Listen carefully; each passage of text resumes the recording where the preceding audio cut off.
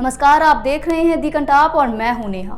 EVM machine vote का एकमात्र साथी जो शायद कभी झूठ नहीं बोलता, लोकतंत्र और वोटों का एकमात्र सबूत जिसकी नीयत पर शायद कोई शक करे या सवाल उठाए तो सवाल उठाने वाला ही दोषी ठहरा दिया जाए, उसे ही कटघरे में लाकर खड़ा कर दिया जाए। लेकिन आज के राजनीतिक परिदृश्य में अब ये बातें झूठी लगने लगी हैं। ईवीएम पर सवाल आज से नहीं बल्कि बहुत समय पहले से लगते आ रहे हैं और इसकी शुरुआत खुद बीजेपी के प्रखर नेता लाल कृष्ण आडवाणी ने की थी जब 2009 में बीजेपी ये चुनाव हार गई थी। उस वक्त लाल कृष्ण आडवाणी ने चुनाव आयोग के साथ साथ ईवीएम पर भी कई सवाल खड़े किए थे। लाल कृष्ण आडवाणी, सुब्रमण्यम स्वामी जैसे कई नेता थे जो देश भर में ईवीएम की मशीन में गड़बड़ी है इसके नारे लगा रहे थे, इसका ढोल पीट रहे थे। यही नहीं, यहाँ तक के उस समय के पार्टी प्रवक्ता रहे JVL नरसिम्हा राव ने तो 2010 में ईवीएम में गड़बड़ियों को लेकर एक किताब भी लिख डाली थी जिसका नाम है democracy at risk, can we trust our electronic voting machine.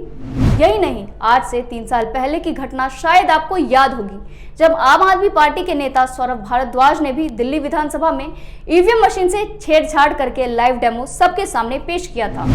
हम तीसरे कैंडिडेट थे जो यहाँ पे हमारे डेमो के अंदर बीजेपी का कैंडिडेट है, कैसे हम चाहें कि अब जितने भी वोट 10 बजे के बाद डले वो सारे के सारे बीजेपी पे जाए।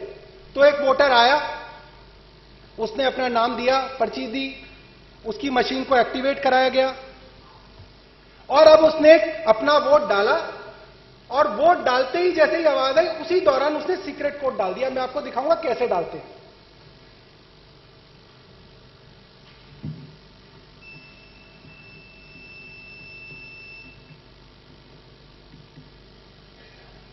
अब जब वोट पड़ता है तो आपका जब वोटर वोट डालता है तो उसके चारों तरफ एक गत्ता होता है और उसका हाथ लगभग वहीं पे होता है। लोग सिर्फ आवाज सुनते हैं और सोचते हैं कि पता नहीं इसने क्या किया क्या नहीं किया, या वोट देख रहा है अपनी। जिस वक्त वो आवाज हुई उस गत्ते के पीछे उसने वो सीक्रेट कोड दबा दिया और किसी को कानों कान नहीं पता चला कि कब वो कोड दबा के कमरे से बाहर चला गया। अभी तक हमने दिखाया था कि हमने 2-2 वोट सभी कैंडिडेट्स को दी थी, पहले से 5वें को। ये जो वोटर आया था इसने बीजेपी को वोट डाली, तीसरे कैंडिडेट को वोट डाली और उसके बाद एक सीक्रेट कोड डाला। तो कुल मिला के इस वक्त आम आदमी पार्टी के 2 वोट, बसपा के 2 वोट, बीजेपी के 3 वोट, कांग्रेस के 2 वोट और समाजवादी पार्टी के 2 वोट हैं। तो ताकि हम लोग ये गिनती भूले ना, मैं इसके ऊपर लिख देता हूं और यहां पे रख देंगे कि ये हमारी वोटिंग थी जो असली में वोटिंग दी गई थी। आम आदमी पार्टी के 2 वोट, बीएसपी के 2 वोट, बीजेपी के 3 वोट, कांग्रेस के 2 वोट और सपा के 2 वोट। अब हम ये मान लेते हैं कि 10 बजे के बाद, हम अपने उदाहरण के लिए मान लेते हैं 10 बजे के बाद 10 वोटर और आए और 10 वोटरों ने अपनी वोट झाड़ू पे डाली और हम देखेंगे कि आखिरी में रिजल्ट क्या होगा, उसको मैं आप सबके सामने डेमोन्स्ट्रेट करूंगा। तो अब जो अगला वोटर आया उसके लिए मशीन खोली गई, उसने ये झाड़ू पे बटन दबाया, 1 वोट। फिर मशीन खोली गई, झाड़ू पे बटन दबाया, कितने हो गए? 2 पहले थे, 2 ये हो गए, कितने हो गए? 4 वोट। फिर मशीन दबाई, 1 और वोट डाला, कितने हो गए? 5 वोट। आम आदमी पार्टी के कितने हो गए? 5 वोट। बीजेपी के कितने थे? 3। अब फिर बटन दबाया और फिर झाड़ू पे दबाया, बीजेपी के कितने थे? झाड़ू पे कितने हो गए? 6। फिर एक वोटर आया और उसने फिर झाड़ू पे बटन दबाया, बीजेपी के कितने थे? झाड़ू के कितने हो गए? फिर एक वोटर आया, फिर झाड़ू बटाई, बीजेपी के 3, झाड़ू के 8। फिर एक वोटर आया और उसने भी झाड़ू चलाई, कितने हो गए झाड़ू के? 9। बीजेपी के कितने हैं? फिर वोटर आया और उसने भी झाड़ू चलाई, बीजेपी के 3, झाड़ू के 10। अब मान लेते हैं कि बीजेपी को 3 वोट पड़े, झाड़ू को 10 पड़े, बाकी सबको 2-2 पड़े। अब जो असली गिनती हो गई वो ये हो गई कि झाड़ू के 10 हो गए, मैं इसको 10 बना देता हूं।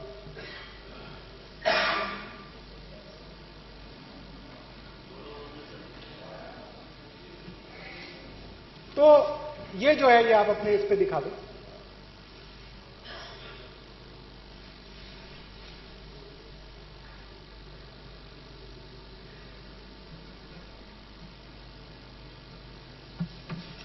ठीक है, 10, 2, 3, 3, 2।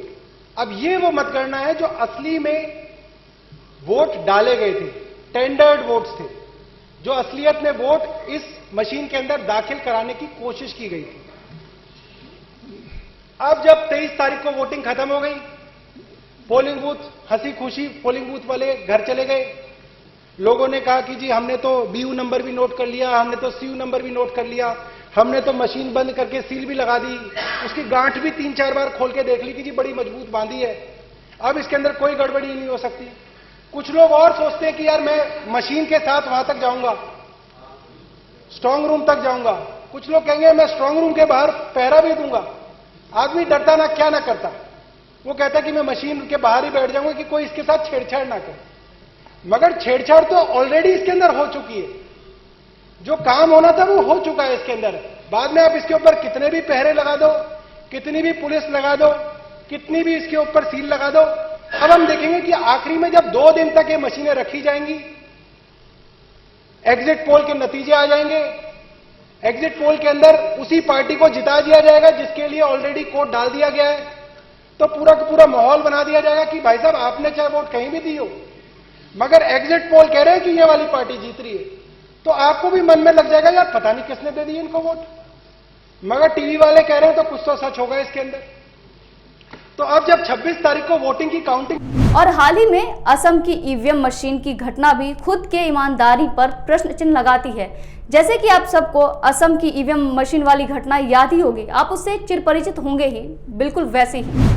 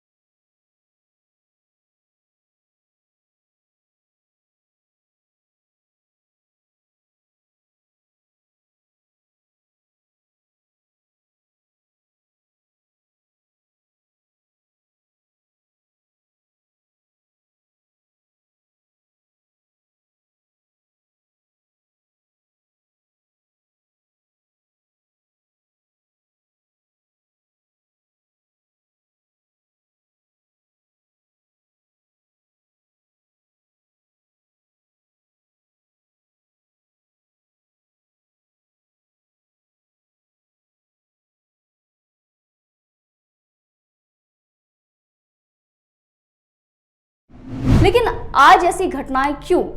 बहुत से लोगों का मानना है कि इस पूरे घटनाक्रम में बीजेपी का हाथ था, उसी ने ये सब करवाया है। और तथाकथित तौर पर अगर उसने ऐसा करवाया है तो कहीं ना कहीं चुनाव करवाने वाले आला अधिकारियों का ही चूक है या उनकी ही कोई गलती है कि ऐसा हो पाया है।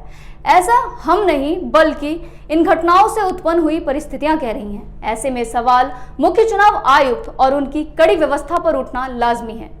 भारत में चुनाव आज से नहीं हो रहे, वो सन 1954 से होते आ रहे हैं। और जब भी वोट करने का समय आता है तो चुनाव आयुक्त और सभी वोटिंग करवाने वाले अधिकारियों के लिए जैसे अग्नि परीक्षा की घड़ी आ गई हो। सभी अधिकारी एक सुर में तैनात होते हैं।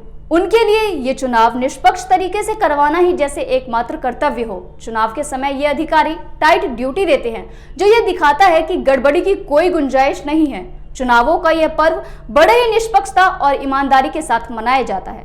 यह सुनिश्चित किया जाता है कि अगर आचार संहिता का कोई उल्लंघन करे या किसी भी तरीके का हेरफेर करे तो हम बदला लेंगे, हम उसके खिलाफ कार्रवाई करेंगे। बेईमानी किसी भी तरीके से ना की जाए। लेकिन दुर्भाग्यवश ये सभी चीजें लोकतंत्र के पर्व में होती चली आ रही हैं। यहाँ आचार संहिता का भी उल्लंघन होता है, ईवीएम के साथ छेड़छाड़ भी होता है, राजनीतिक फायदे के लिए हत्याएं भी होती हैं और चुनावों के समय चुनावों में धांधलियां भी होती हैं। ऐसे में हम आपको आज बताते हैं उस शख्सियत के बारे में जिससे बड़े बड़े नेता थरथर कांपते थे। 90 के दशक में उन्होंने एक जुमले को बोलकर काफी फेमस बना दिया था कि भारतीय राजनेता सिर्फ दो ही चीजों से डरते हैं, एक तो भगवान से और दूसरा टीएन शेषन से। जी हाँ, यही शख्स आजाद भारत के 10वें चुनाव आयुक्त थे जिन्होंने मतदान के क्षेत्र में क्रांति ला दी थी। टीएन शेषन का पूरा नाम तिरुनले नारायण अय्यर शेषन था। शेषन के आने से पहले इलेक्शन कमीशन सिर्फ सरकार के इशारों पे नाचता था। जो सरकार कहती थी, हुक्म देती थी, वो चुनाव आयुक्त मानते थे। लेकिन शेषन के आने के बाद से जैसे सब कुछ बदल गया हो। वो जिस मंत्रालय में काम करते थे उस मंत्रालय की छवि अपने आप में सुधर जाती थी। और जब वो 1990 में चीफ इलेक्शन कमीशन बने तो इसी शेषन ने सभी मंत्रियों से मुंह फेर लिया।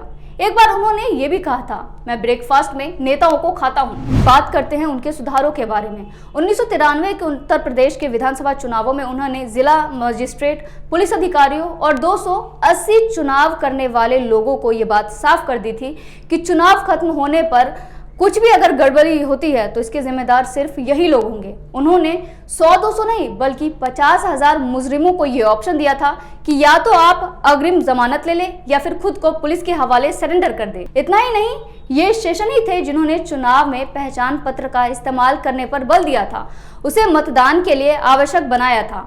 और जब नेताओं ने इसका विरोध किया था कि ये प्रक्रिया बहुत खर्चीली है तो उन्होंने जवाब में कहा था, अगर मतदाताओं का पहचान पत्र नहीं बनाया गया तो 1 जनवरी 1995 के बाद भारत में कोई चुनाव नहीं करवाए जाएंगे।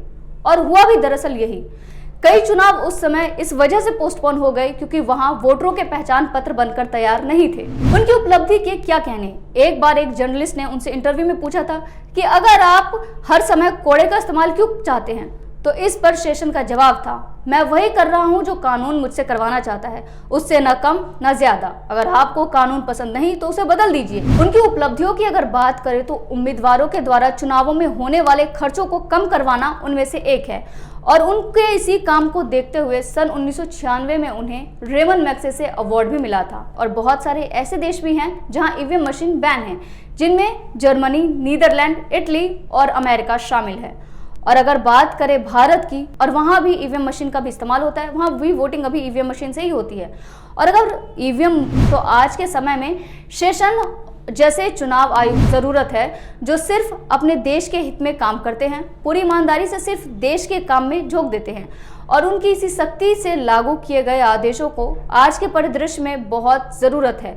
तभी हमारा देश सही मायने में लोकतंत्र के इस पर्व यानी चुनावों को निष्पक्ष तरीके से करवाने में सिद्ध साबित होगा। ऐसी ही कंटाप वीडियोस, कंटाप खबरें और कंटाप एंटरटेनमेंट के लिए आप हमारे चैनल दी कंटाप को फेसबुक पेज और यूट्यूब चैनल पर लाइक, सब्सक्राइब और ज्यादा से ज्यादा अपने दोस्तों, फैमिली के साथ शेयर करें। और हाँ, बेल आइकन का बटन भी प्रेस करें।